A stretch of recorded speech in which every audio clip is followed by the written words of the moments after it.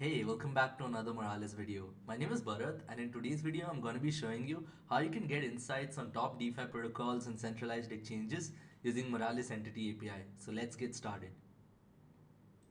So I'm just going to start with a quick overview of Moralis, and as you can see right here, Moralis is the crypto data platform. So if you're a dev building your Web3 applications, you can essentially leverage our RPC nodes, our wallet APIs, our token APIs, DeFi APIs, essentially to build your apps.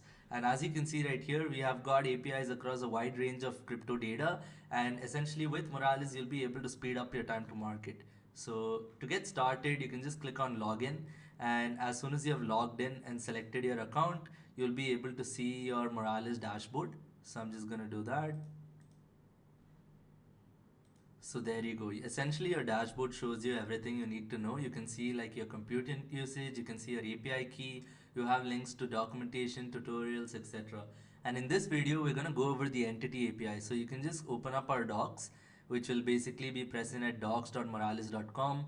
Once you're here, you can basically head over to Web3 Data API and you can click on Entity API right here. So as you can see right here, we have three categories. You have one API that's called Search Entities, and essentially with this API, you're going to be able to search for entities, addresses, and categories. So essentially, you could search for Coinbase, BlackRock, Vitalik, etc. over here, and it's going to like do a complete search and tell you like what are all the addresses associated to Vitalik or BlackRock, etc. Get entity categories is kind of very useful when you're building like a dapp explorer, because here what you can do is essentially you can get all the list of categories which are available in Web3, and those categories, as we will see, are going to be stuff like DeFi protocols, NFT marketplaces, all of that form entity categories. And then you have get entities. So get entities again lets you get entity by category, so which means that you could get the get entities by category. You could filter out all the NFT marketplaces, and again you could get like all the addresses associated to the marketplaces as well. So essentially with get entities by category, you get like, if you just pass in NFT marketplaces, you get stuff like OpenSea, Magic Eden, etc. And get entity by ID basically lets you get a list of all the addresses and data about that entity by passing its ID. So essentially, if you pass OpenSea, you're going to get list of all the addresses which are associated to OpenSea. So now we can get started, and I'm going to show you by starting with get entity categories. So you can just click on that, and once you're here, you do need to note that to use this particular API, you need an API key which is either on the business plan or higher. So basically, if you have that, you can just copy your API key, and you'll be able to try this out. So what I'm going to do now is I've pasted my API key right here. I'm just going to do test live API. There you go. So you can basically see all the entity categories right here. You have like borrowing, and you can see this has some entities. You have bridge, then you can see the entities associated to bridge, burn addresses, the CDP, centralized exchanges, cross-chain interoperability, dexes, lending platforms, essentially across a wide range of categories. You even have stuff like L2, gaming, individual, in case it's associated to MEV. Basically, you have like a wide range of addresses, and these get updated continuously. So now that we have found out like what are all the entity categories over here, what we can actually do is now you can try getting the entities by a particular category. So I'm just gonna go and choose like the centralized exchange because it has around 54 entities, and let's just copy the ID over here. So once we have copied that, we can go to get entities, and you can see right here you have get entity by category and get entity by ID. So we can take the category. So I'm just going to copy the name, and now if you go here, you would need to pass the category ID. Okay, so we need to take the ID. So let's just call the get entity categories API again. There you go. As you can see right here, the ID for centralized exchange is basically centralized underscore exchange. And now if you go to get entities by category, over here you can just pass the category IDs, which is basically centralized exchange.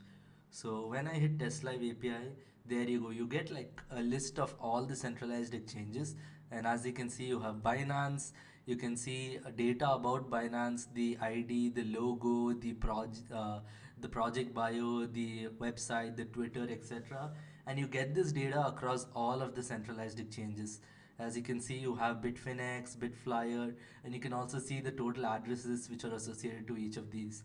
And if you actually want to get like what are the addresses associated to this, you would need to use get entity by ID, and you would be able to do that. So if I copy something like Binance, I can just copy Binance here and go to get entity by ID. And if I pass Binance here and I try test live API, you will be able to see which are all the addresses associated to Binance. And all of these also come with labels. So you can actually see if you open up this on Etherscan or something, you'll be able to see the labels like Binance 28 or Binance Wrap BNB token, all of that. But basically, this shows you the list of addresses which are associated to Binance. And if you're interested in doing something with these addresses, and if you want to track like centralized exchanges, I'm going to leave a link to another video in the description where I basically cover how you could build a centralized exchange wallet activity tracker that essentially uses our entity API and streams API to monitor any centralized exchange. So essentially right now what you see is all the addresses that are associated to Binance, and that's how you can use the get entity by ID API to get all this data.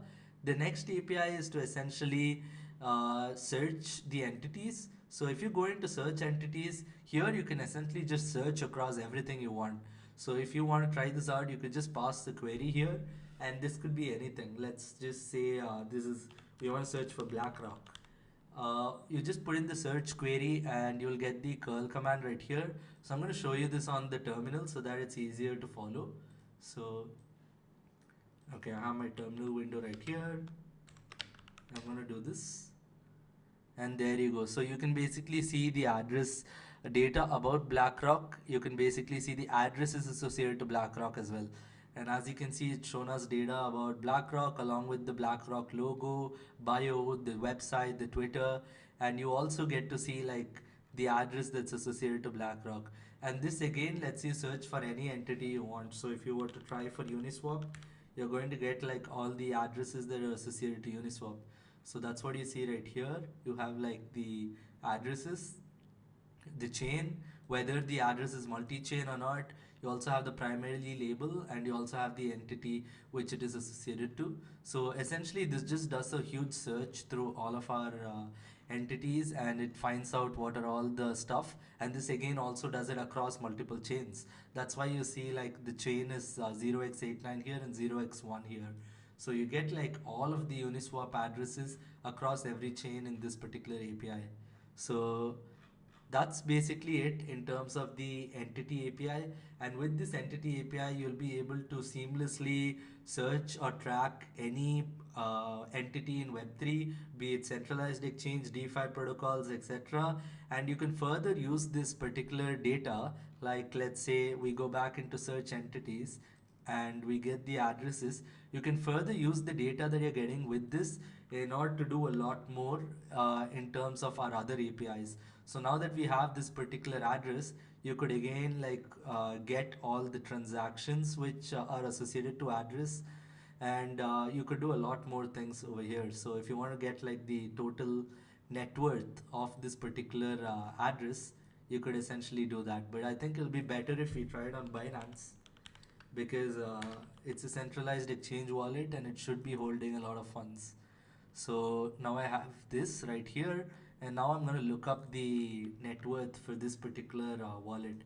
And what this is going to do is actually it's going to find out the total value of all the tokens, ERC20 tokens, the native token.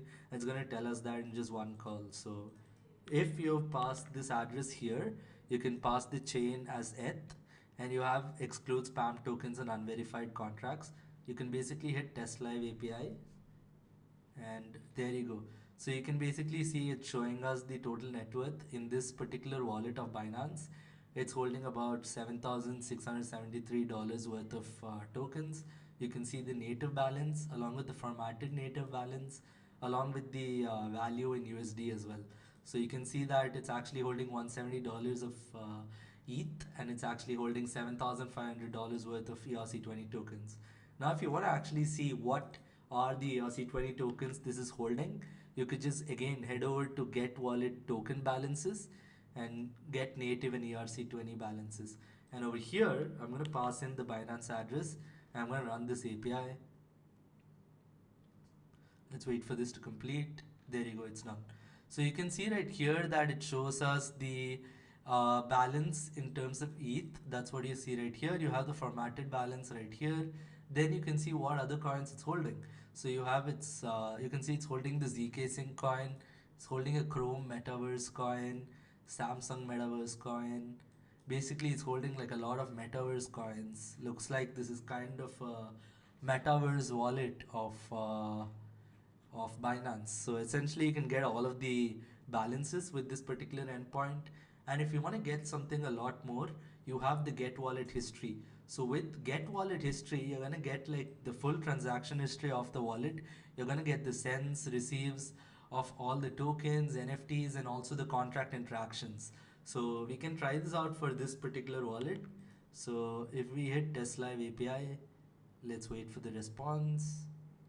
You can see it's still loading right here, and there you go. So you can basically see these were the transactions, and you get all of the data that's decoded. So you can basically see the from address, and that's basically what we put in here. That's Binance wallet, and that's where you see Binance 4. And you can also see the to address that this basically interacted with, and you can see it's interacted with the USDC contract. So essentially with this, you can see the value, the gas fees that were paid, how much was the total gas value spent. Then you can see the block timestamp, the block number, transaction fee, and here you go. You have all of the ERC20 transfers within the ERC20 transfers field.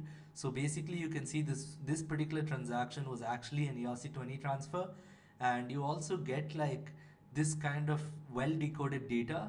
So you could basically directly display it on your app or any kind of portfolio application you have, because you have the summary as well.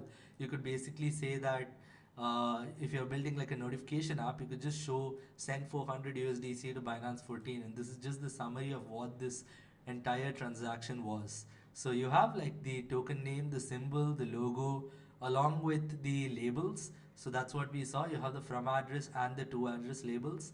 So this was a transaction between Binance 4 and Binance 14. So that's why you see the labels present right here. And this stuff basically helps you keep track of, let's say you're building a portfolio app or a dashboard. It lets you seamlessly keep track of what are all the transactions you're doing, because you get like this one line summary for each of those. So that's essentially how you can use the wallet history endpoint to get all of the data about the transactions. Then you have like, let's say DeFi positions. If your wallet actually holds DeFi positions, you're going to be able to get like all the DeFi positions that are associated to the wallet. So if you want to try, let's see if this Binance wallet has any DeFi positions. It's highly unlikely, but let's give it a shot. Okay, so you can see it does not have any DeFi positions. But if you want to try it out, this is just a wallet that has some DeFi positions underneath. And if I put test live API here, you can see data about all the DeFi positions it has. So it has some position on Aave, some position on Lido, etc. So essentially that's how you could use this. And if you also want to keep track of how much has the Binance wallet made profit out of the trades, you could also look at the PNL endpoint. Although this might not be an address that trades, we can still just track how much is the PNL summary. So I'm just going to put in the Binance address here, and let's hit test live API. Okay, so looks like this isn't an app where this isn't the address from which they make trades.